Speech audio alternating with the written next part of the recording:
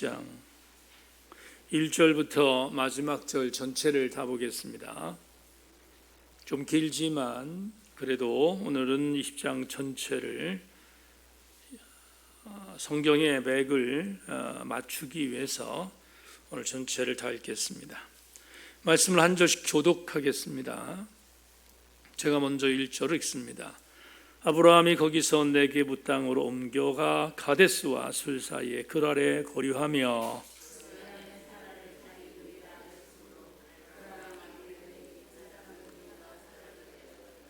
그 밤에 하나님이 아비멜렉에게 현몽하시고 그에게 이르시되 내가 데려간 이 여인으로 말미암아 내가 죽으리니 그는 남편이 있는 여자임이라.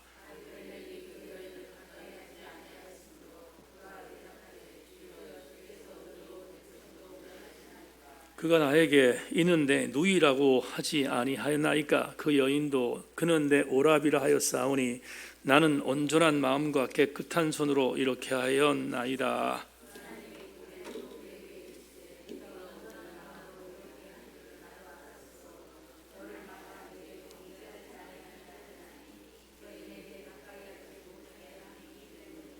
이제 그 사람의 아내를 돌려보내라. 그는 선지자라. 그가 너를 위하여 기도하리니 내가 살려니와 내가 돌려보내지 아니하면 너와 내게 속한 자가 다 반드시 죽을 줄 알지니라.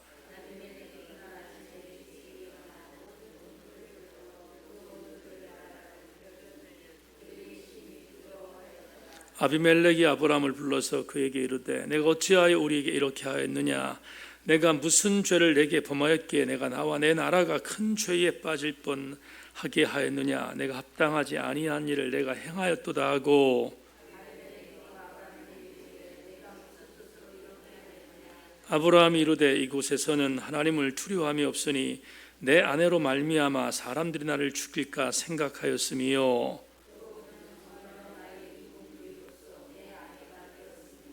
하나님이 나를 내 아버지 집을 떠나 두루 다니게 하실 때에 내가 아내에게 말하기를 이 후로 우리의 가는 곳마다 그대는 나를 그대의 오라비라 하라. 이것이 그대가 내게 베풀 은혜라 하였었노라.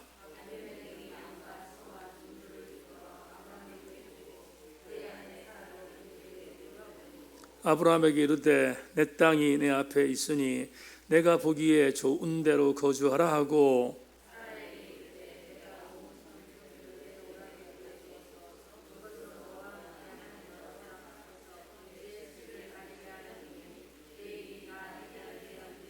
아브라함이 하나님께 기도하며 하나님이 아비멜렉과 그의 아내와 여종을 치료하사 출산하게 하셨으니 여호와께서 이왕에 아브라함의 아내 사라의 일로 아비멜렉의 집에 모든 태를 닫으셨음이더라.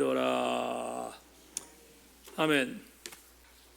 주보 광고를 다시 한번 복귀한 뒤에 기도하고 말씀 나누겠습니다.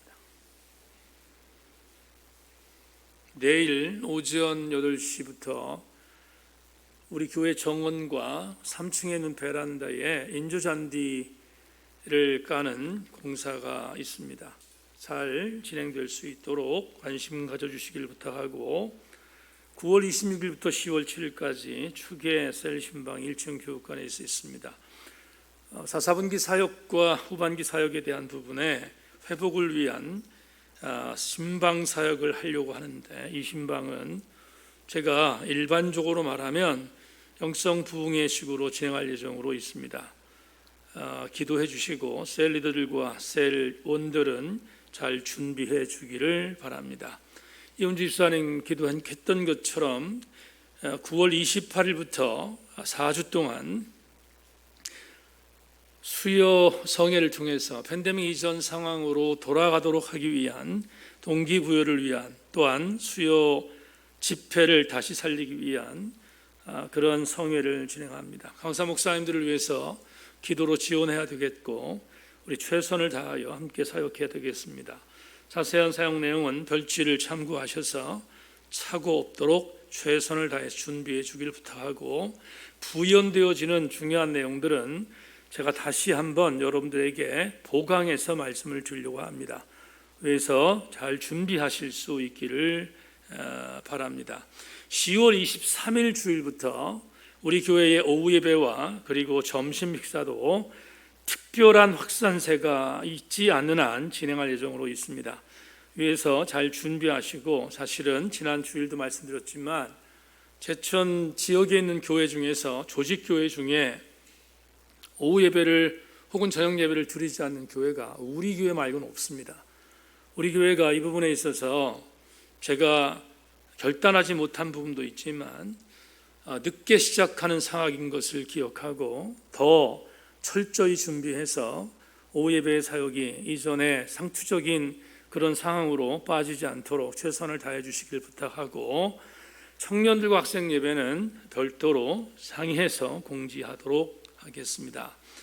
지역셀 예배와 소그룹 사역은 9월 18일 주간부터 진행된다는 거 기억하시고, 9월 13일 주중 사역만 먼저 진행합니다. 기억하시기를 바라고, 이번 주부터 추석 연휴가 진행되는데 9월 8일 새벽 예배를 정상적으로 드린 이후 월요일까지 새벽 예배를 쉽니다.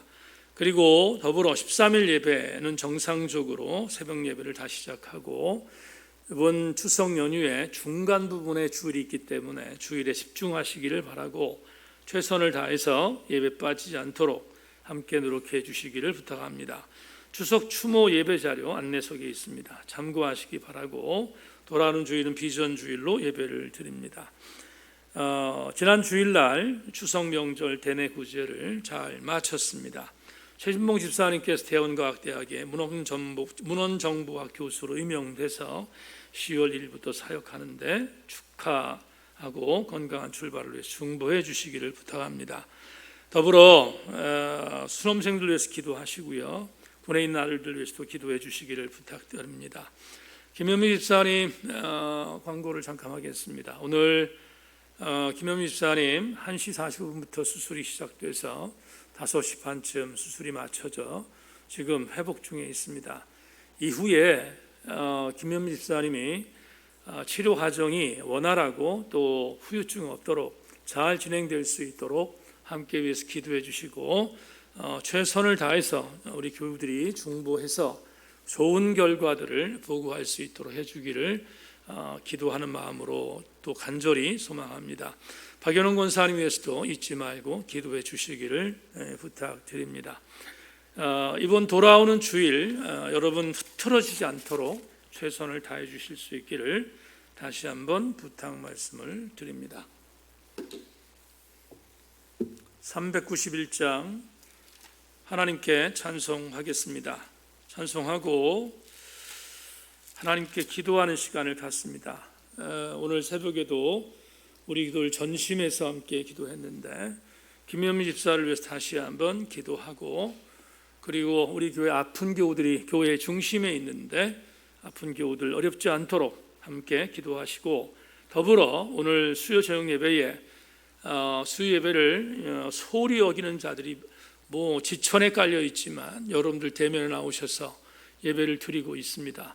수요 예배가 은혜로 접목돼서 전염되어 다시 살아날 수 있도록 함께 기도하고 성회를 위해서도 준비하기를 바랍니다. 391장 하나님께 찬양한 뒤에 한번 합심해서 기도하고 말씀 나누겠습니다.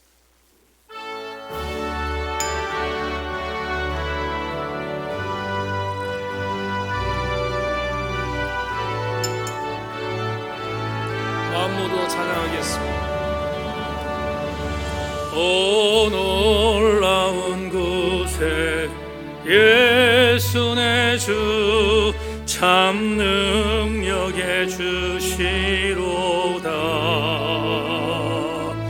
큰 바위 빛 안전한 그곳으로 영혼을 숨기시네.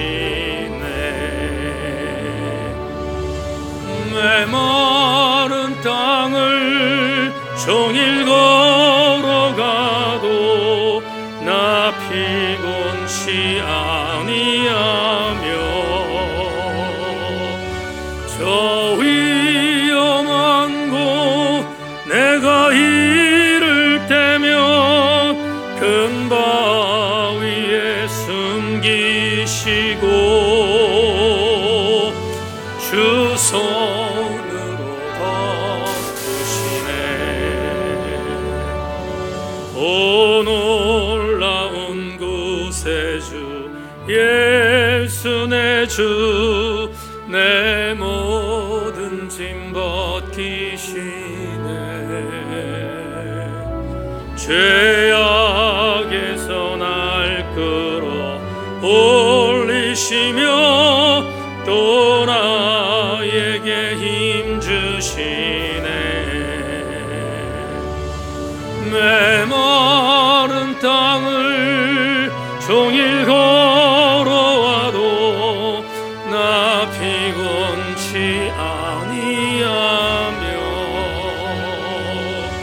저 위험한 곳 내가 이를 때면 큰 바위에 숨기시고 주 손으로 덮으시네. 아멘 아멘. 측량 못할 은혜로 채우시며 늘 성령에 감아주사 큰 기쁨 중 주님을 찬양토록 내 믿음을 도우시네. 메마른 땅을 종일 걸어가도 나 피곤치 아니하며 저 위험한 곳 내가 이를 때면 큰 바위에 숨기시고 주 손으로 덮으시네.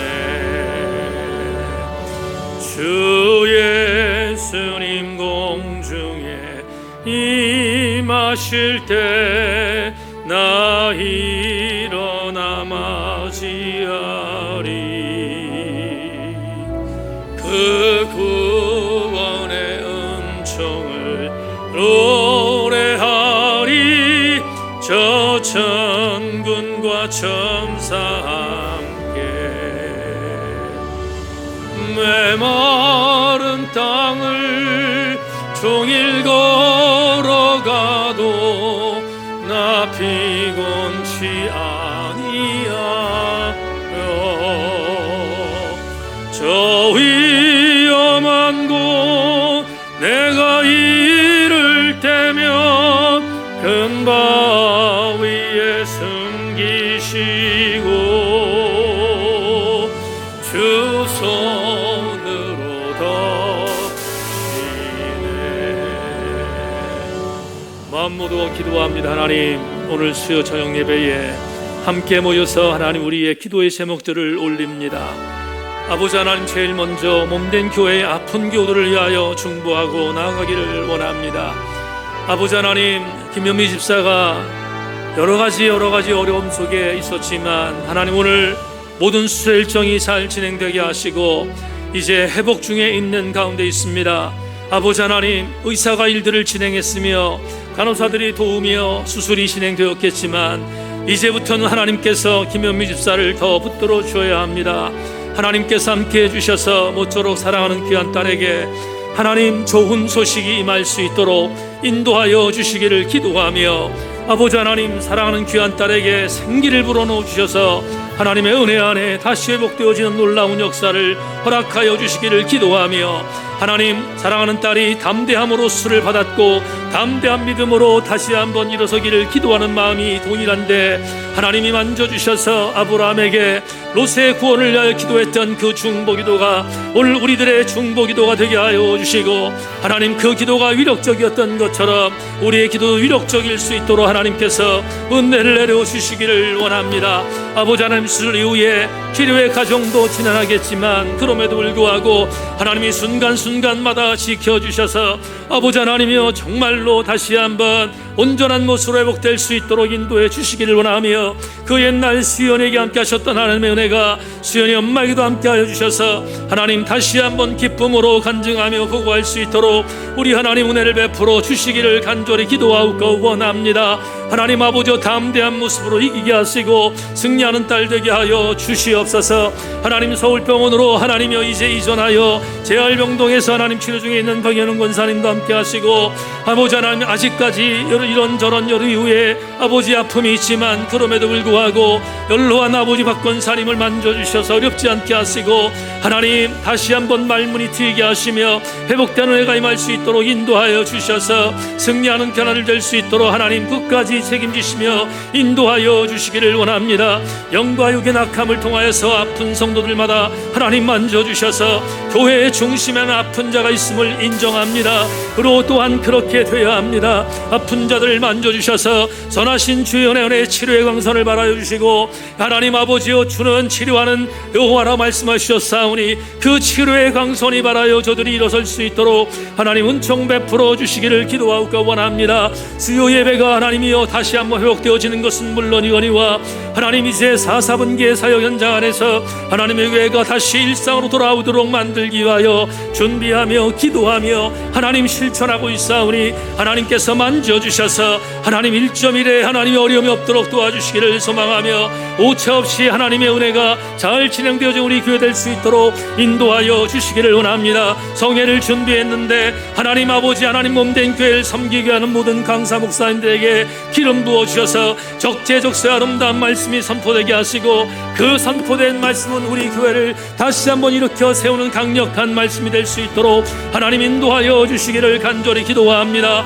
하나님의 손길이 필요하오니, 하나님의 은혜가 필요하오니 적절하게 하나님께서 역사하여 주시기를 간절히 기도하고 소망합니다. 아버지, 오늘 수요 저녁 예배에 모였습니다. 그 아버지 적은 무리가 모였지만 그럼에도 불구하고 두세 사람이 내 이름으로 모인 곳에 나도 그들과 함께 하겠다고 약속하신 그 말씀을 믿고 오늘 종이 기도하는 마음으로 말씀을 준비했는데, 성도들 말씀을 받을 때 아멘하게 하시고 이 정도 하나님이여 성령이 압도하시는 은혜를 통하여 말씀을 증거하게 하셔서 전하는 자 듣는 자 모두가 함께 은혜 받는 아름다운 시간이 될 수 있도록 주여 기름 부어 주시옵소서. 행여나 교만한 자 없게 하시고 하나님의 은혜를 떨림으로 받아 승리할 수 있도록 하나님 복내리워 주시기를 기도하고 원합니다. 세인교회의 현장을 주님 의탁합니다. 하나님 세인교회 수예배를 주님께 의탁합니다. 주님 기억하셔서 승리하는 아름다운 이 저녁 되게 하여 주시옵소서. 성령의 강력한 은혜가 임하는 귀한 시간 될 줄로 믿사옵고 감사드리며 우리 주 예수 그리스도의 이름으로 기도 올리옵나이다. 아멘. 하나님 말씀 나누겠습니다. 경외함으로 떨림으로 말씀 받아 영적으로 전율하게 하시고 말씀 갖고 나갈 때 승리하고 나아가는 우리 모두가 되게 하여 주시옵소서. 오늘도 수요예배에 기름 부어 주실 줄로 믿고 감사드리며 예수 그리스도의 이름으로 기도하옵나이다. 아멘. 한 번 더 인사합시다. 말씀에 기대를 거십시다. 인사하겠습니다. 말씀에 기대를 거십시다.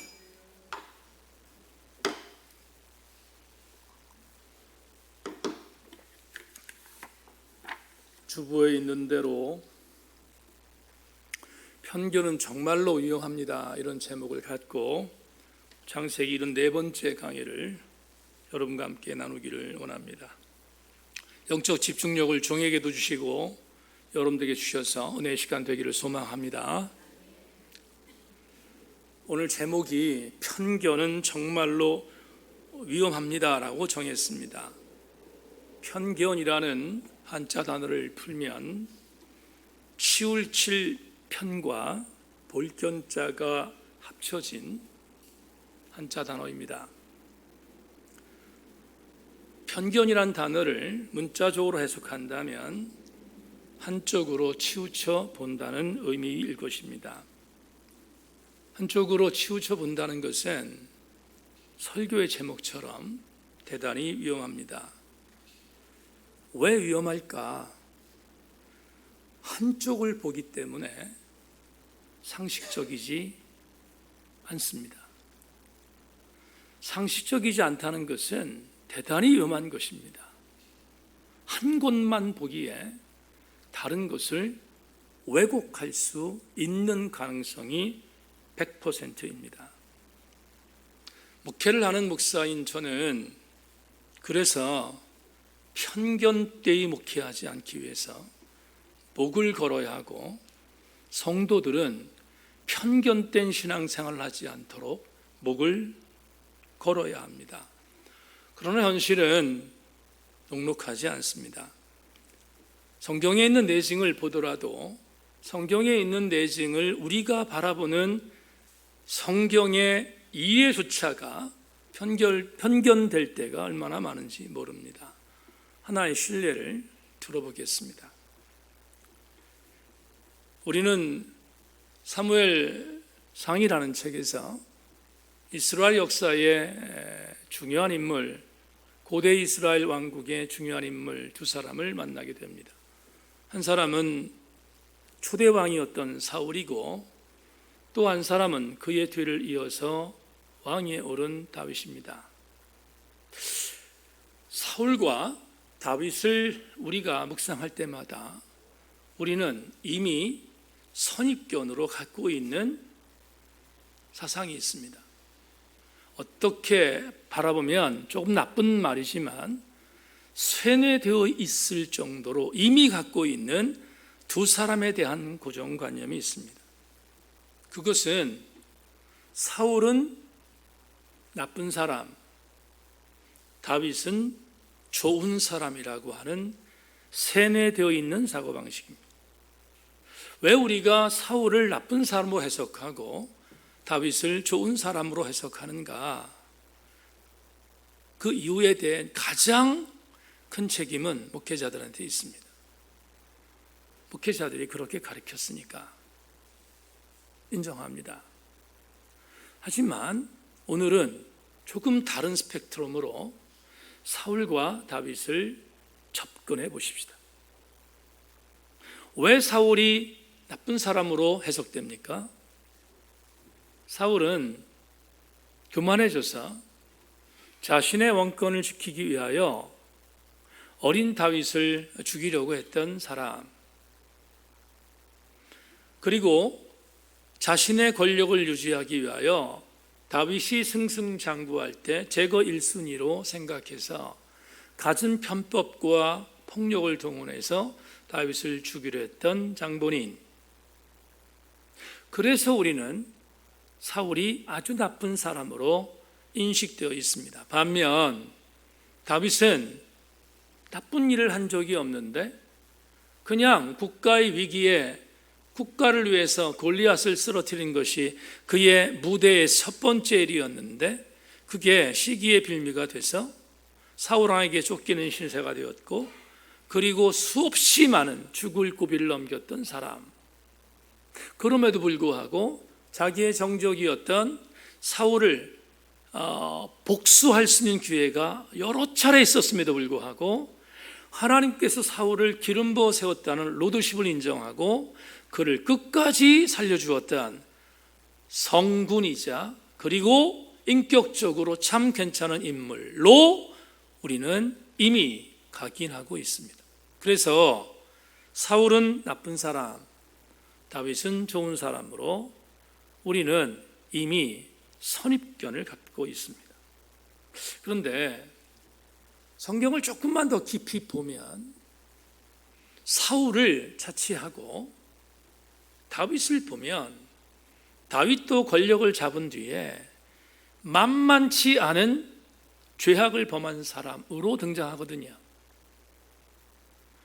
일일이 열거할 수 없을 정도로 다윗도 만만치 않은 죄를 지은 사람으로 성경이 우리에게 보고하고 있습니다. 그런데 그럼에도 불구하고 다윗은 끝까지 왠지 모르게 품어줘야 할 사람으로, 왠지 모르게 내가 편이 돼줘야 할 사람으로 인정하는 이유는 한 가지 이유 때문입니다. 그 이유는 이미 세뇌되어 있는 사고방식을 갖고 편견으로 바라보기 때문에. 여러분 중에 그렇지 않다고 말씀하실 분도 있겠지만 목사인 저부터 그렇습니다. 다윗을 편견된 생각을 갖고 바라보는 경우들이 허다하게 많은 것을 인정합니다. 그런 면에서 한 가지 신뢰를 들었지만 편견된 신앙은 정말로 위험합니다. 왜 오늘 편견이라는 단어를 설교 제목으로 썼는가? 오늘 본문이 이것을 제시합니다. 제가 오늘 새벽에 아주 공교롭게 창세기 20장 오늘 읽은 본문이 오늘 새벽의 큐티의 내용이라서 제가 오늘 저녁에 예배를 드리면서 이 말씀을 드리려고 오늘 새벽에는 이 말씀을 드리지 않았는데 이제 대면에서 나오셨으니까 오늘 본문은 여러분 대단히 중요한 본문이거든요. 조금만 더 집중해서 오늘 본문을 여러분 해석하고 은혜 받고 돌아가시기를 소망합니다. 이제부터 본문을 잠시 나누어 보겠습니다. 아브라함은 마물의 상수리 숲을 나무 근처에 장막을 짓고 그곳에서 살았습니다.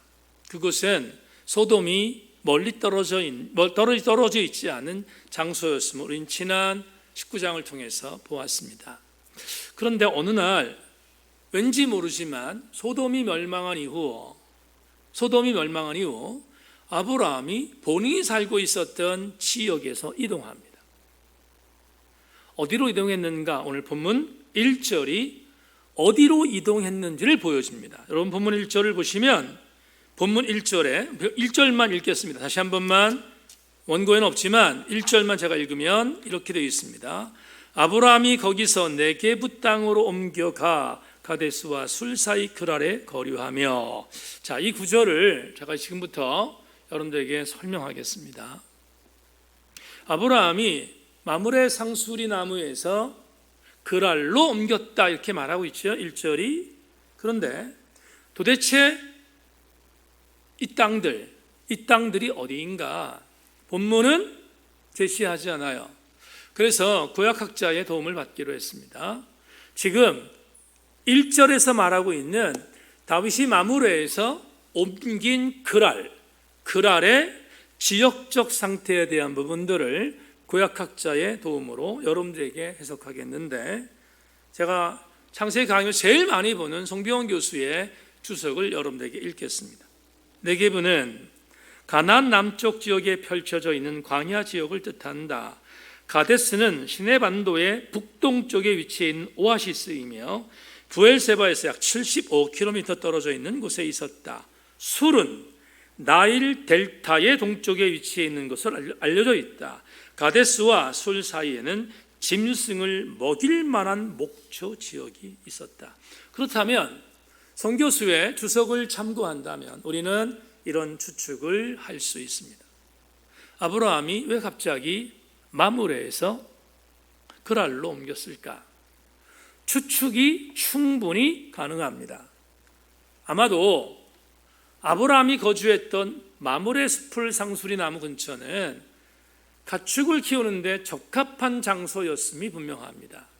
그러나 언제나 여러분, 지금 아브라함은 거부였거든요. 거부였기에 갖고 있었던 가축이 많았다는 것을 전제할 때 목축들이 먹을 만한 목초들이 떨어질 수 있는 가능성이 있습니다.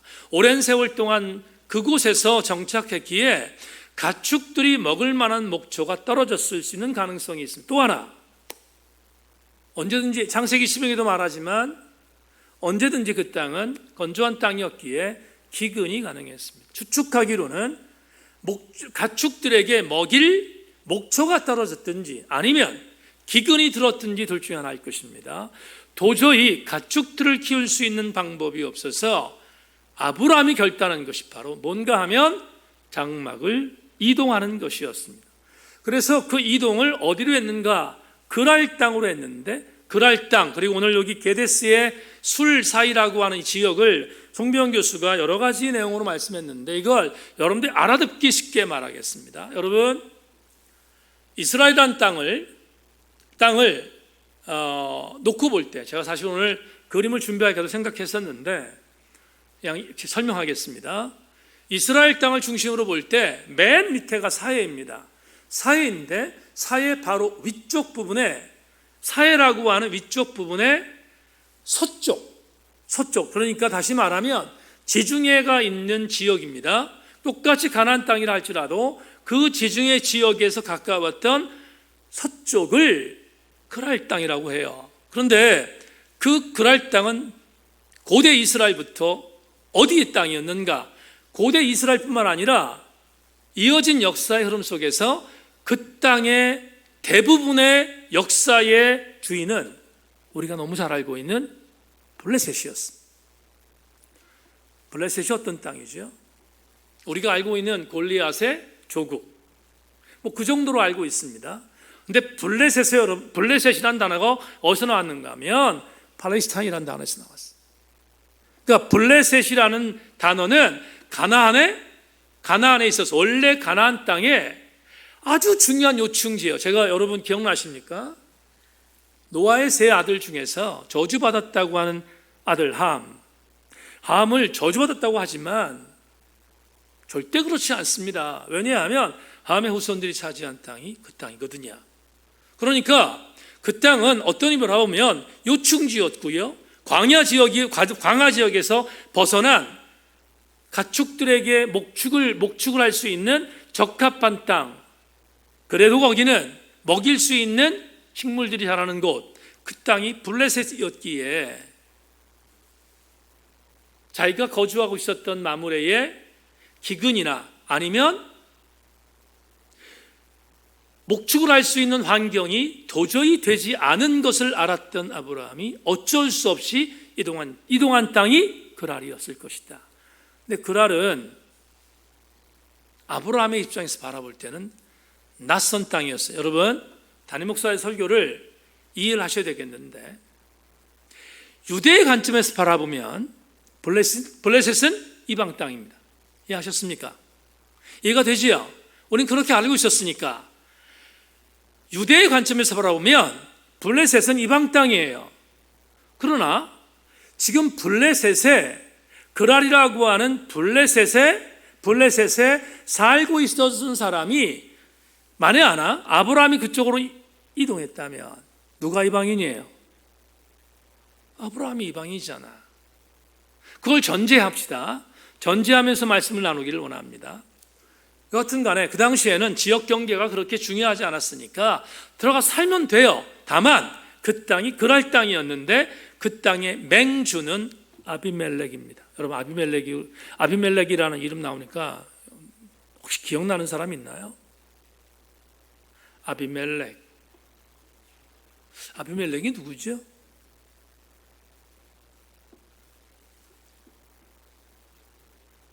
이럴 때 두 가지 감정이 들어요. 하나는 기뻐. 제가 먹고 살 수 있는 게 있으니까.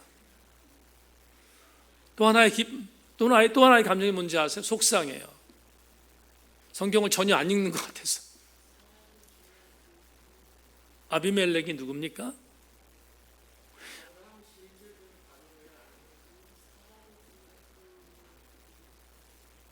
그냥 제가 하겠습니다.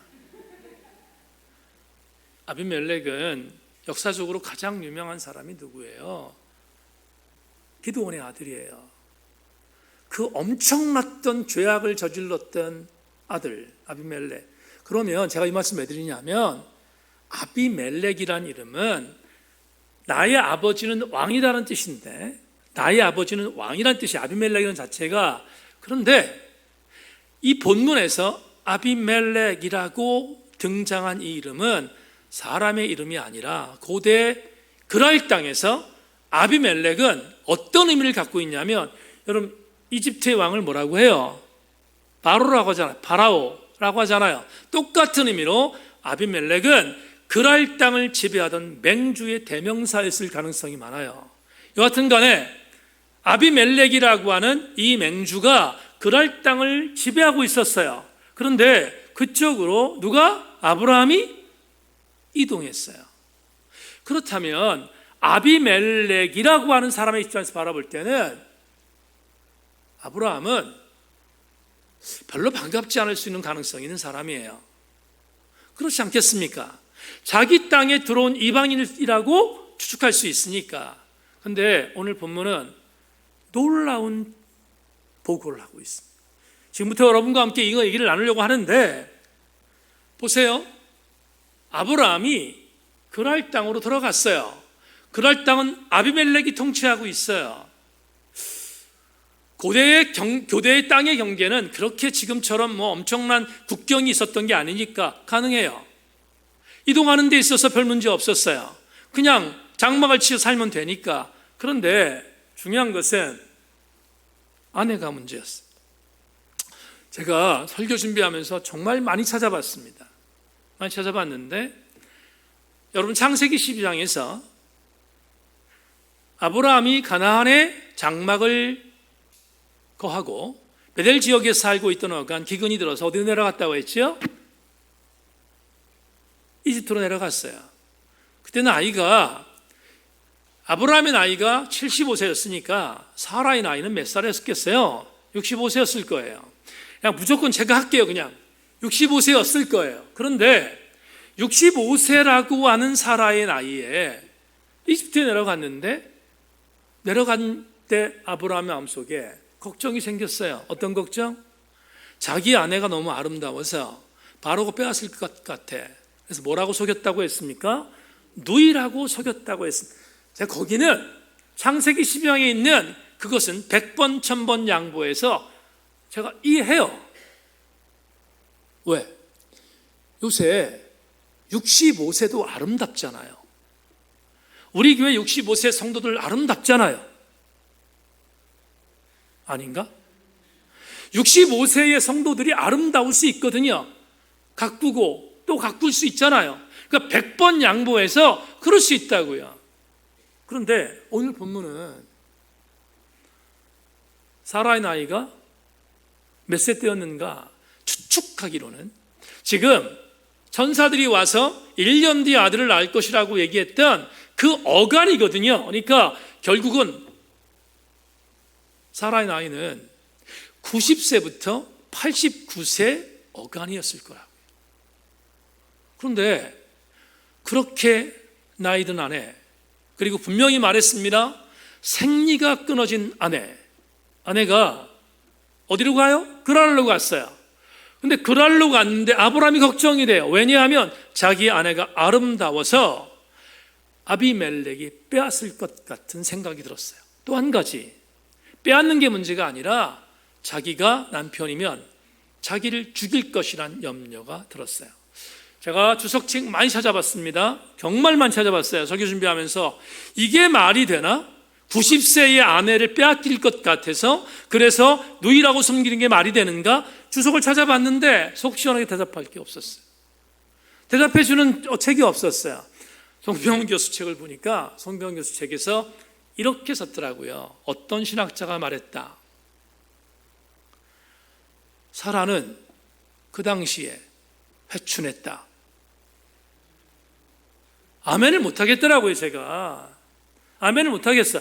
그러나 성경은 그걸 말하고 있으니까 액면 그대로 여러분이 전하는 것입니다. 여하튼 들어갔는데 아내를 빼앗길 것 같아서 창세기 12장에 저질렀던 범죄를 아브라함이 또 저질러요. 아내에게 뭐라고 말합니까? 누이라고 하죠. 그래서 그런 모습을 갖고 그랄 땅에 들어갔는데, 빠르게 나가겠습니다. 역시 마찬가지. 아비멜렉이 사라를 보니까 아름다웠다는 거예요.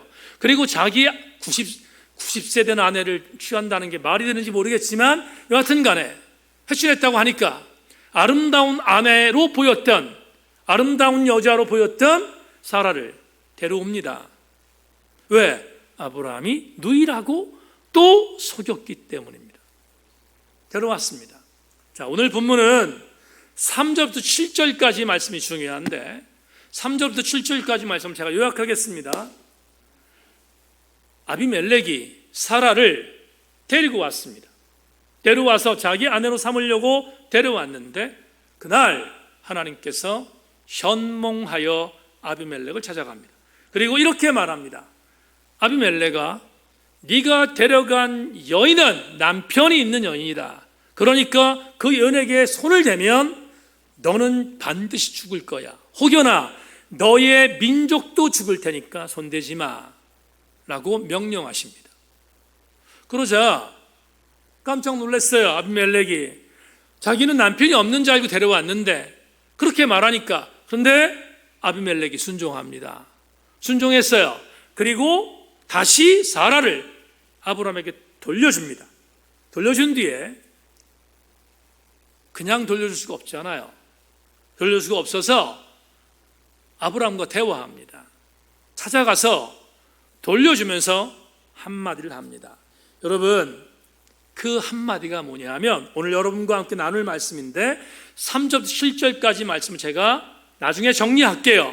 여하튼 간에 아비멜렉이 기분 나쁜 모습을 갖고 왜 당신 나 속였습니까? 아브라함한테 말하는 거예요. 당신 나 속였습니까? 당신 때문에 내 민족과 내가 죽을 뻔했습니다. 데려가십시오. 그리고 오늘 본문에 보면 15절부터 16절까지 난해 구절인데요. 그냥 쉽게 해석할게요. 15절부터 16절까지 읽겠습니다. 제가 아브라함에게 이르되 내 땅이 내 앞에 있으니 내가 보기에 좋은 데로 거주하라 하고 사라에게 이르되 내가 은 1000개를 내 오라비에게 주어서 그것으로 너와 함께한 여러 사람 앞에서 내 수치를 가리게 하였노니 내 일이 다 해결되었느니라. 이거 굉장히 어려운 난해 구절인데요.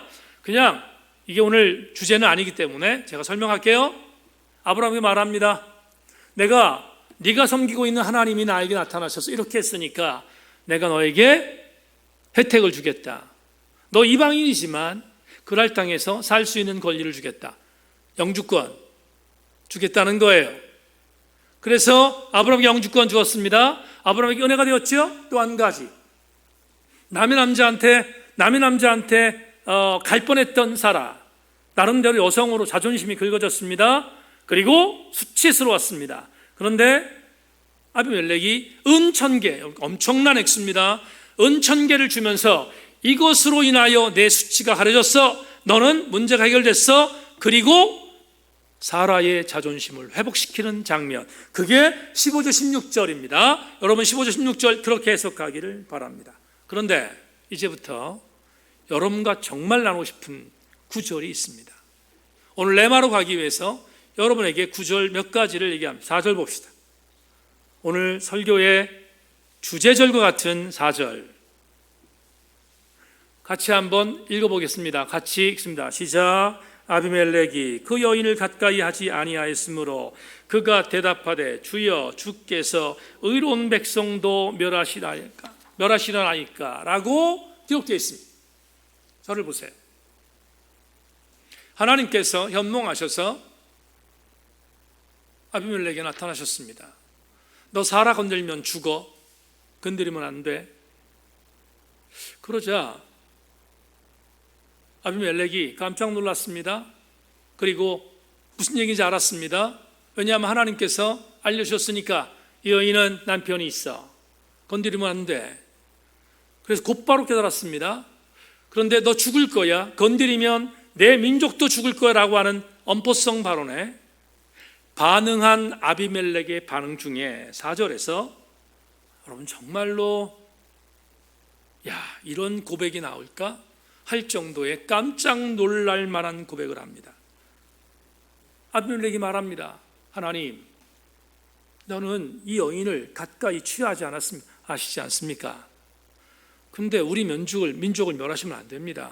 가까이 하지 않았는데. 그러면서 한마디를 던진 게 뭐냐면 이렇게 던집니다. 하나님,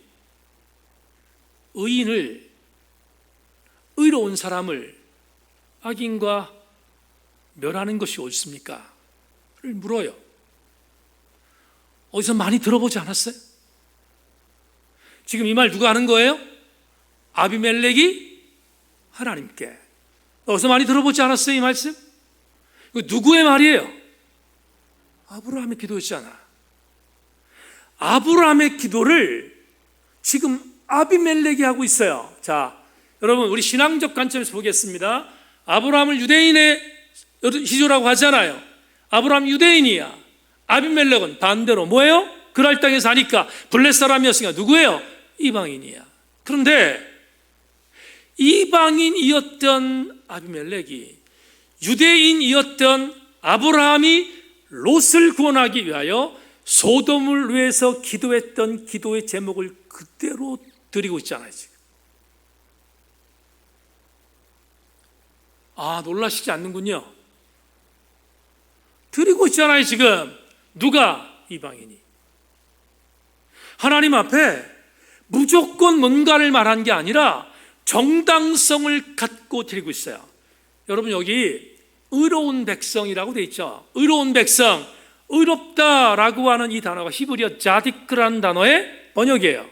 그런데 이 단어는 아주 익숙한 단어입니다.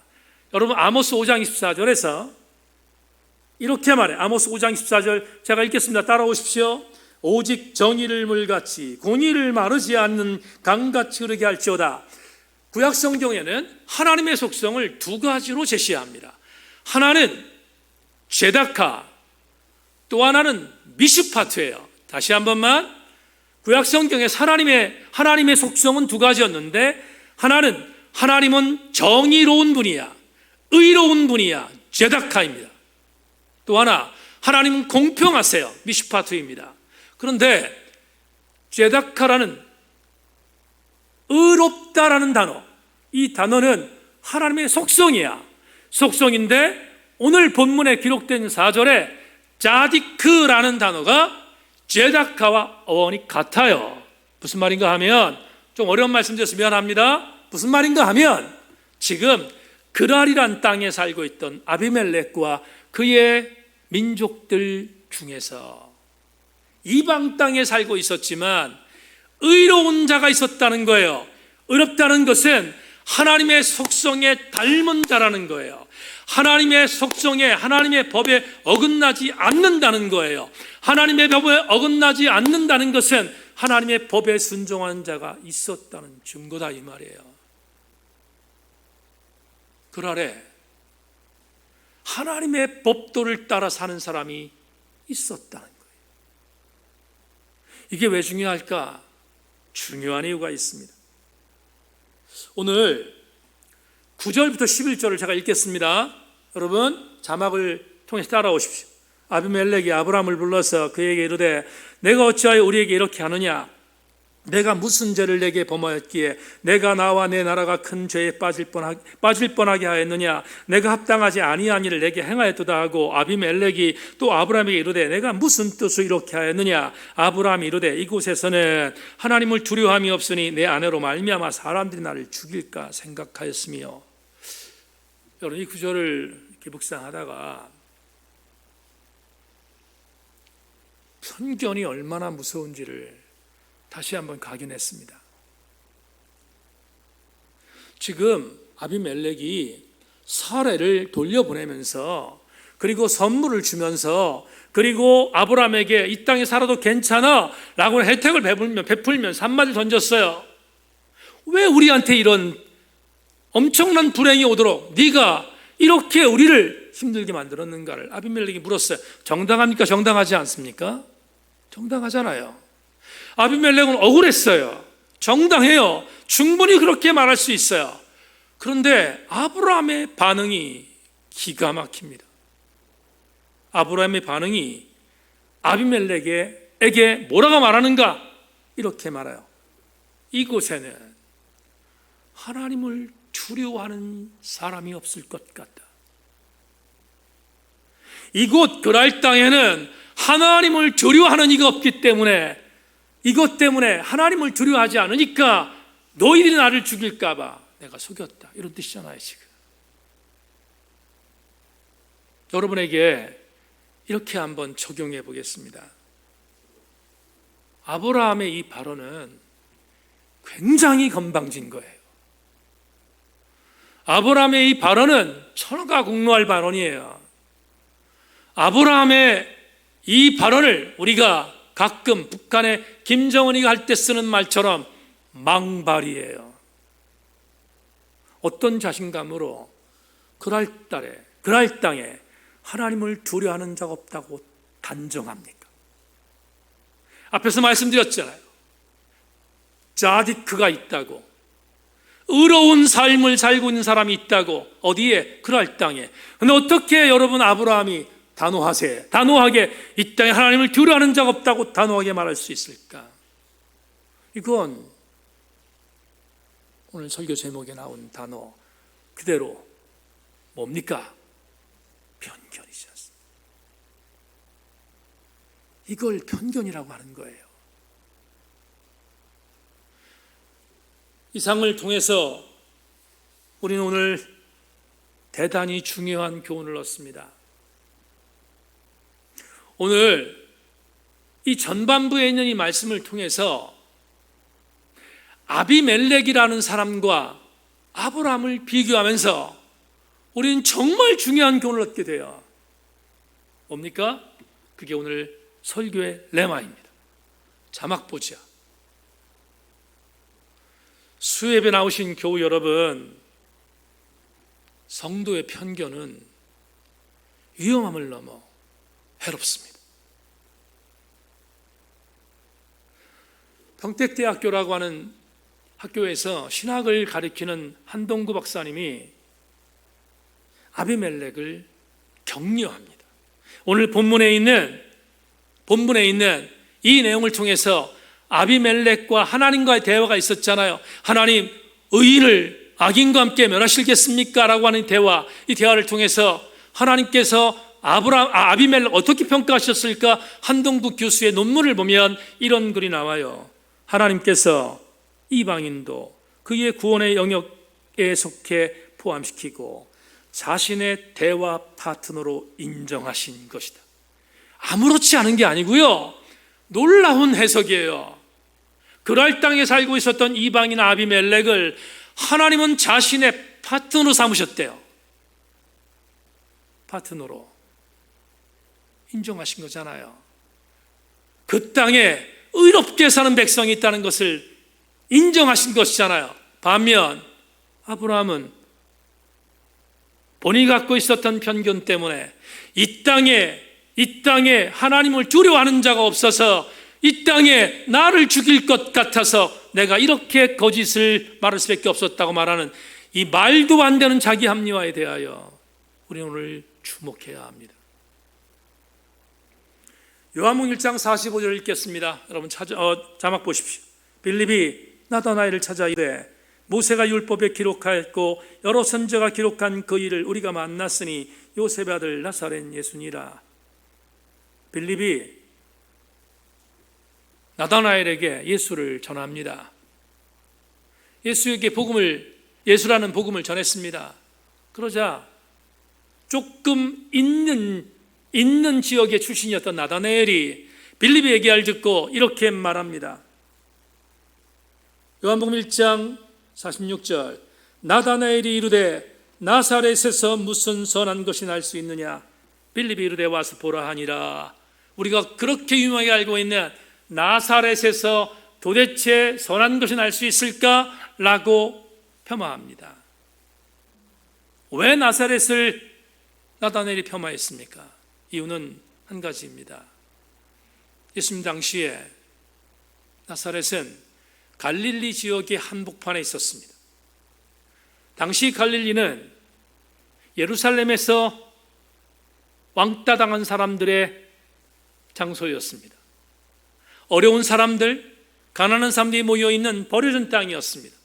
그러니 그 갈릴리 지역에 중요했던 한 시골 마을이었던 나사렛에서 선한 것이 태어날 수 있겠냐고 말한 나다나엘의 말은 어떤 면에서 설득력이 있습니다.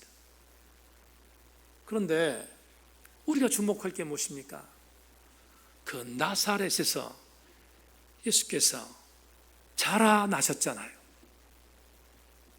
우리는 외형을 보고 외모를 보고 그 사람을 판단하는 경우가 많습니다. 그 사람의 지역의 어떤 내용을 보고 판단하는 경우가 많습니다. 여러분, 성도는 더 좁힙시다. 세인교회 성도들이요, 외모를 보고 외형을 보고 이 사람은 이럴 것이야 라고 판단하지 마십시오. 왜냐하면 그건 편견이기 때문입니다. 성도에게 있어서 한쪽으로 치우쳐보는 편견은 자기의 신앙생활을 좀먹는 것은 물론이거니와 자기를 죽이는 일인 것을 명심하고 절대로 편견을 여러분의 모습으로 갖추지 않기를 주의 이름으로 소망합니다.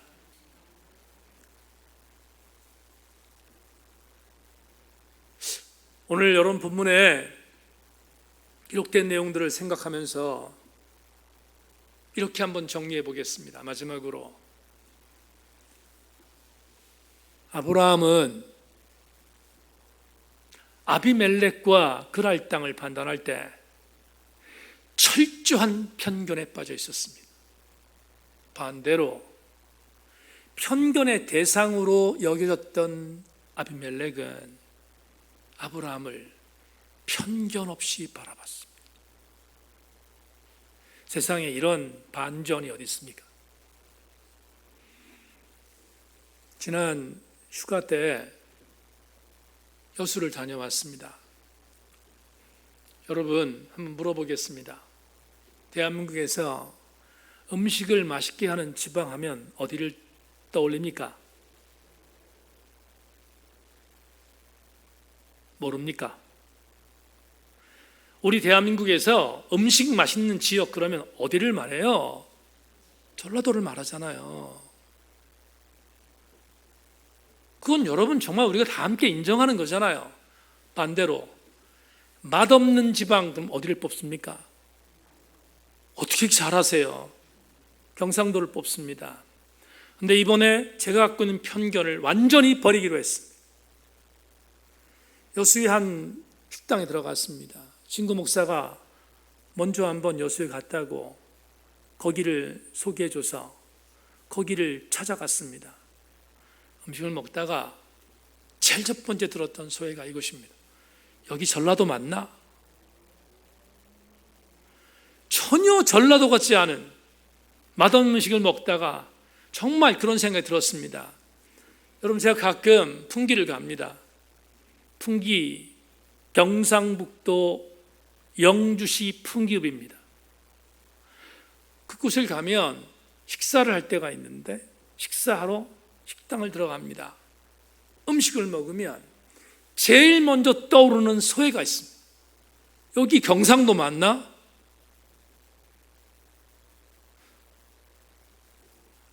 왜 우리는 전라도와 경상도에 대한 음식을 그렇게 판단했습니까? 편견 때문입니다. 세속적 관점에서 편견도 위험한데 하물며 하나님의 사람이 신앙적인 편견을 갖고 살아가서야 되겠습니까? 오늘 저녁에 저는 여러분들에게 이렇게 권면합니다. 마태복음 23장 23절 자막을 통해서 마지막으로 확인하십시오. 화 있을진저 외식하는 서기관들과 바리새인들이여, 너희가 박하와 회향과 근처에 11조는 들이되 율법에 더 중한 바 정의와 긍휼과 믿음은 버렸도다. 그러나 이것도 행하고 저것도 버리지 말아야 할지니라. 사랑하는 교우 여러분, 편견을 가진 종교인은 한쪽이 치우칩니다. 바리새인과 서기관들이 박하와 회향과 근처의 11조를 드리면 종교적인 생활을 잘한다고 떠버렸습니다. 반대로 정의와 긍휼과 믿음에 대해서는 전혀 중요시 여기지 않았습니다. 편견 때문이었습니다. 그런데 주님은 그들을 향하여 질타하시면서 이렇게 말씀하셨습니다. 이것도 포기하지 말고 저것도 포기하지 말라. 세인교회 성도들 모두가 단 한 사람의 예외 없이 이것도 행하고 저것도 행하기를 소망하고 모두 함께 편견이 아닌 정상적인 상식에 따라 신앙생활을 감당할 수 있는 우리 교우들이 되기를 주의 이름으로 축원합니다. 기도하겠습니다. 하나님, 오늘 저녁 시간에 하나님 말씀을 나누었습니다. 나도 모르게 신앙의 연륜이 깊어지면 깊어질수록 내가 버리지 못하는 생각의 아집으로 인하여 편견을 갖고 판단할 때가 얼마나 많았는지 인정합니다. 하나님 아버지, 소망하옵기는 우리 세인교회 성도들 절대로 이것만 행하지 말고 이것과 저것도 행하게 하여 주옵소서. 그래서 우리 성도들은 정말 정상적으로, 상식적으로, 본질적으로 하나님 앞에 인정받는 하나님 사람들 되게 하여 주시옵소서. 하나님 오늘 저녁에 주신 말씀 가슴에 담고 남은 3일도 승리하며 살아갈 수 있도록 복 내리워 주시옵소서. 감사드리며 오늘 하나님 앞에 한명국 권사님, 최 목사의 한국 방문에 감사의 예물 올렸습니다.